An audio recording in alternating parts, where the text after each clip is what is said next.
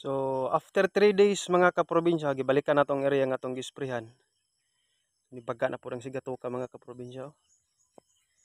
So na-other activity na po na mang-delif na po ta.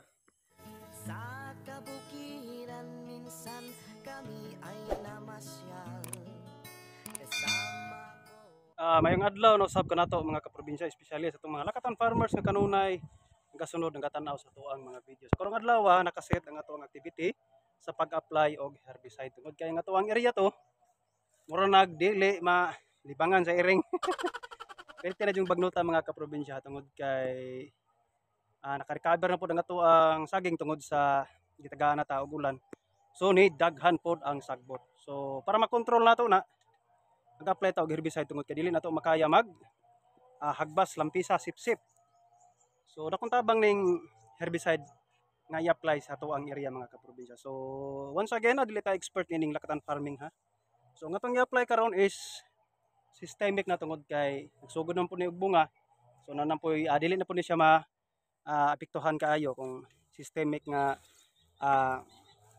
herbicide nga to ang gamiton. So wala ta naga-promote ining clear out pero basin clear out baka naman for sponsor.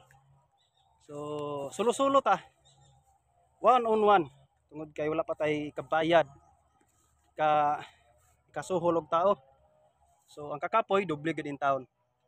So padayon lang gyapon ta tungod kay magrasyahan ra gyapon sa tong labang makagagahom di lang kita mobuhi sa iya magampo mosalig lang gid gyapon bisan pa man sa mga kakapoy nga atong gibati sa matag adlaw. So ipakita na ko sa inyo mga probinsya kung unsa akong estilo. Ang style ko sa kuang pag-spray karon isa ka knapsack tunga lang sa tinapa ang herbicide nga clear out tapos duha ka lata ang ammonium sulfate tungod kay experience po na namo diri sa tibuok namong barangay mao po na mo ang sistema. Lupog yun ang sagbot mga kaprobinsya. So nga nila ko ipakita sa inyo ha mga kaprobinsya. So lisod yun kayo nga wala tay wala tay videographer, cameraman. So kanila ko ipakita sa inyo nga gamay. Gamay lang na clip akong ipakita sa inyo ha. Tungod kay di pwede nga magsigita gunit og cellphone mag-spray. So kana mga tag-as na manggid kay na nagsugod nagbunga ato ang area ang uban. So kana lang siguro. 3 days later. So after 3 days mga kaprobinsya, gibalikan na tong area nga tong gisprehan. Nibagka na po ng sigatuka mga kaprobinsya. So na-other activity na po na mang-delif na po ta. So mo nga porsyon nga atong gipakita atong nag-spray ta. So ulan-ulan man gud wala pa kayo kahulpa. 3 days pa lang ni. Pero pagkahapon atong pag-spray na to giulan. Although nangapayhag ng uban, labi na ning mga agingay or bukal. So ang uban gyud kining mga bagon-bagon wala pa gyud. So ayun. So mula nitong area in town, di ka pang hambog daghang sakit. Bunal geng. Dako kay geng. Mubura kay mga kaprobinsya maabot lang. Tanawa. Napa diri oh. Mubo kay mga kaprobinsya di na kailangan og hagdan. So mula ning update 3 days after ta nag-apply og herbicide.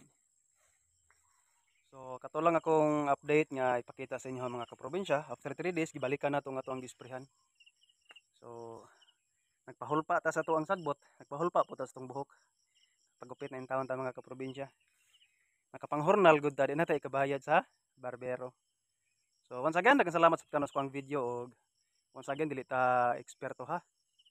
Baguhan ta ning lakatan farming pero naka-harvest na ta. So share lang nako ako ang sa mga pamaagi. Pwede ninyong sundon, pwede ninyong i-bash. Pwede naman tay comment section diha sa ubos.